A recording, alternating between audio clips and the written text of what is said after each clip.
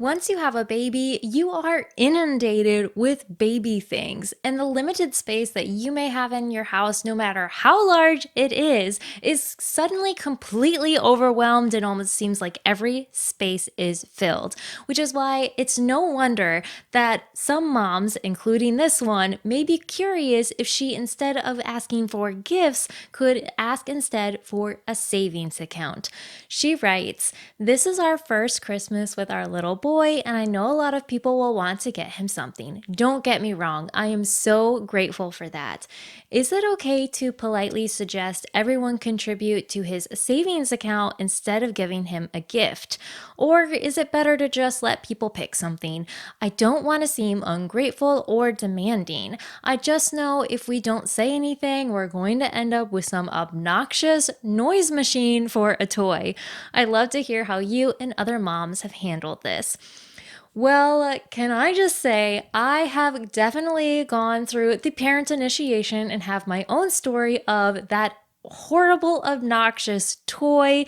Bonus points for any other mom that ends up sharing her story below. But if we haven't hung out before, my name is Brianna. I'm a fellow mom and money coach, and here we talk about all things money and real life from moms for moms just like you. But with that, let's go ahead and dive into today's topic. Can I just say, I love that. I love your question that you already seem to be open to the fact of like, some people are not always able to give gifts, and you're already coming from a place of gratefulness to know that like you are thankful that people are willing to give a gift to your son. I love your heart and intention around the desire of setting up a savings account for him, because that will be really incredibly beneficial for his future. So one of the questions you had asked is it okay to politely suggest everyone contribute to his savings account instead of giving him a gift?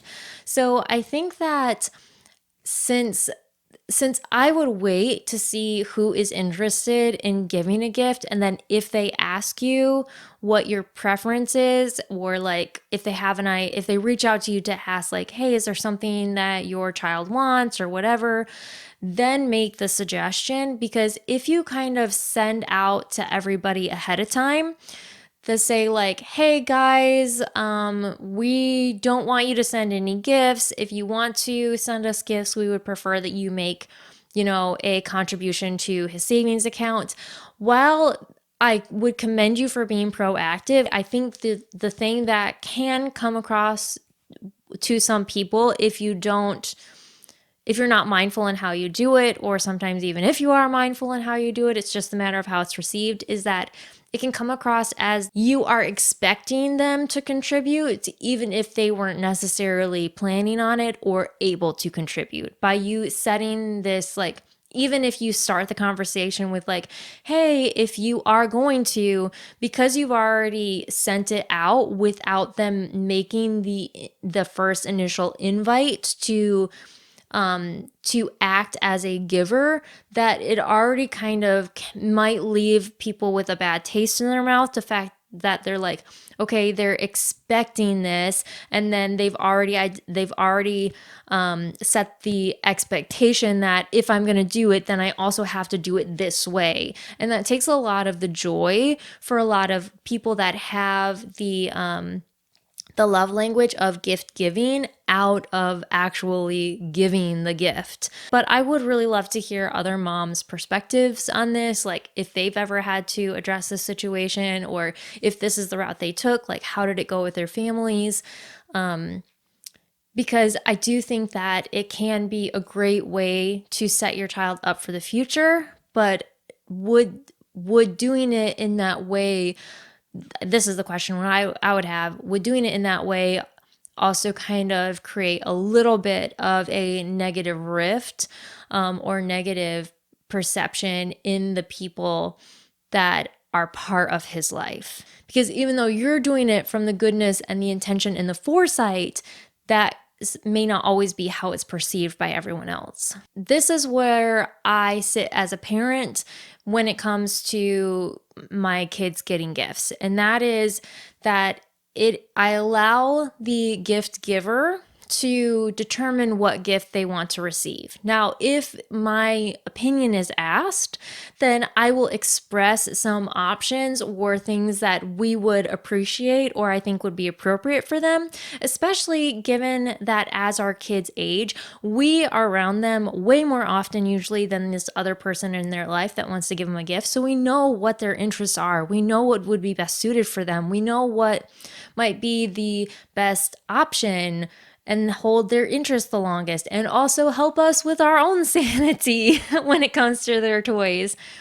But that is, I've gotten to the point now as a mom that I don't want to limit or suppress the gift giver, the heart of the gift giver, by limiting what options they have to give to my sons. So anyone in my life is willing to give my sons any gifts. It is up to me as a parent to determine how to moderate that gift once it enters our possession.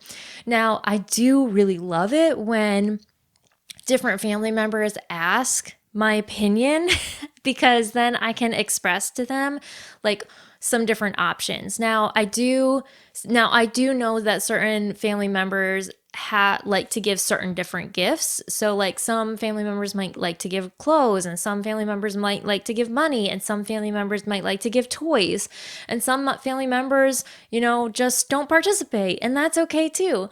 So if I know that there is a specific propensity for that person to gravitate to certain gifts, then I might kind of direct or suggest different gifts that may fit that gift giver's like interests, but also be appropriate for my son and where my family is at the point that they're receiving the gift. So for example, when my sons were first born, the fact that their first Christmas, they basically, being a 1-year-old, they didn't have a need for a lot of gifts. So we actually were asked, what can we get, your son at the time, because I just had one. What can we get your son for Christmas? Is there anything that you would specifically like for them? And we did direct some people that had specifically asked what our preference was towards clothes because he was growing. Kids grow the most when they are the youngest. So in that situation, we did direct them more towards clothes because that was going to be way more helpful, and they're so young, they don't really care.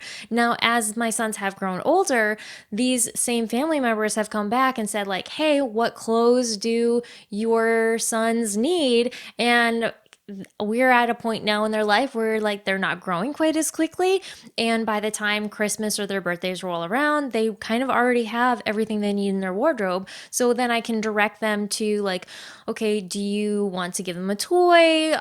Is there an activity? Kind of like gauge out and offer different suggestions to the person that's giving the gift. And then I can suggest or offer to kind of send some things that my sons may be interested in that I know that they would enjoy or find helpful. Now, in the case where we might, as parents, receive a gift that we know isn't a right fit for our child, your piece as a parent and the state of our children and our home is way more important than that one individual gift.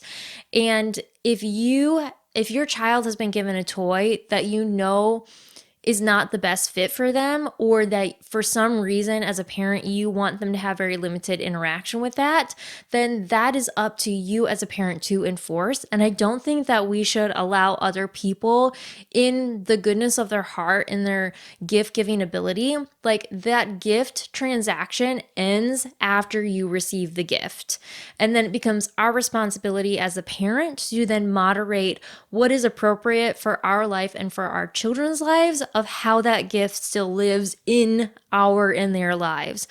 So for example, if our sons were given an iPad, which they're not. They haven't been. But if they had been, that's not a gift that I feel is appropriate for my kids at this point in their life. So just because they've been given that gift, that doesn't mean that they get unlimited access to that gift for 100% of the remaining duration of their life, right? That's on me to determine, like, okay, is this gift going to stay around in our house, or am I going to pack this gift up and put it away until I feel like it's a more age appropriate activity for them to participate with, or like device to participate with? Or is there very limited material and very limited time that they get to interact with this gift on certain designated circumstances, right? So like, as a new mom, I very quickly became also overwhelmed with all of the noise toys. So, as promised, the most annoying, obnoxious toy that my sons have received so far, because I'm sure that there will be a more obnoxious toy here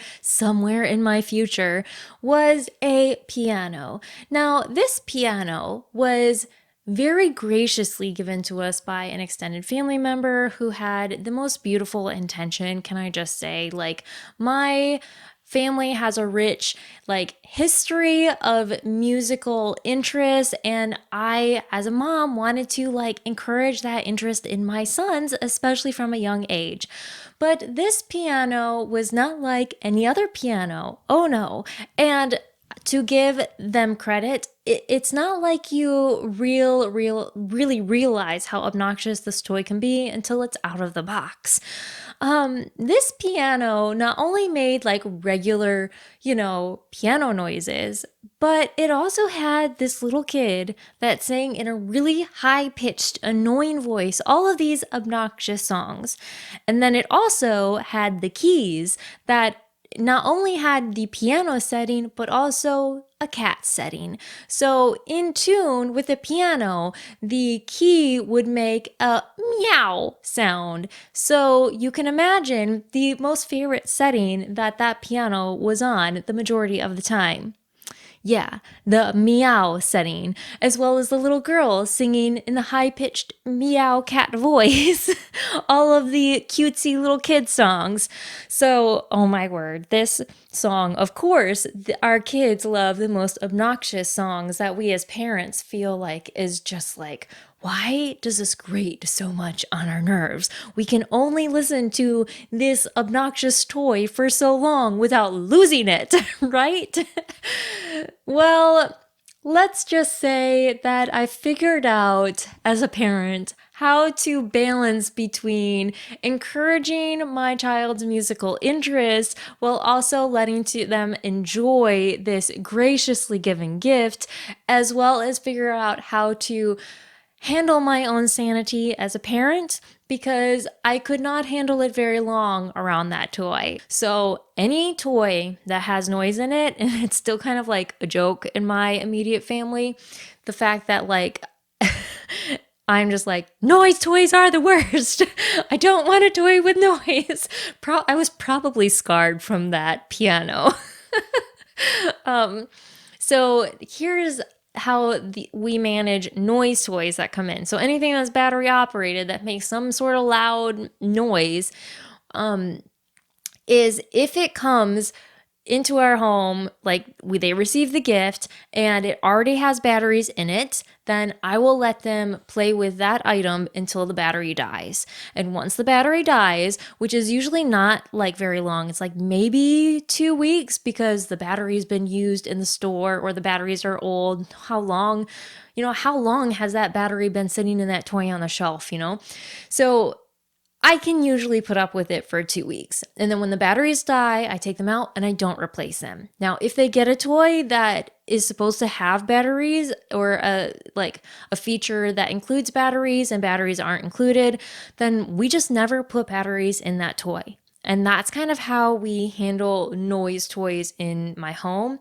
The other way that I will modify or moderate a toy as a parent is if we get toys that have a ton of pieces, and I know that my child cannot manage the all that is involved to take care of that toy. For example, we received a toy that was like this barn door magnetic, like put together piece activity, but then it also came with a couple of different like farm characters and like animals, and all of them were magnetic, so you could like like put like hay and flowers and stuff in the barn, and you could like put different outfits on the people, and like put a horse or put a saddle on a horse, the type of thing. So but there was all these tiny little magnets, and I knew for their age that they were not going to be able to interact with the magnets for this toy. So I just like put all the magnets away, and I just gave them the main pieces for the barn set. And they did such a great job playing with that because that was something that they could manage. I also knew that they had the skill to be able to take care of it and actually enjoy that activity. And then now, as they are older, there are very limited times that I may pull out all of those magnets to kind of expand their play with the toys, the magnets and the pieces that go with the barn. But I've also noticed that even though they play with them, they're still not very great about picking them up. And I think that it is a skill where we have to teach our kids how to manage our toys in addition to just like interacting with the toys appropriately. But that's kind of a conversation for a little bit later. I know you said that your child was 1. I know I'm like talking like way ahead into the future, so sorry I kind of got off on that tangent.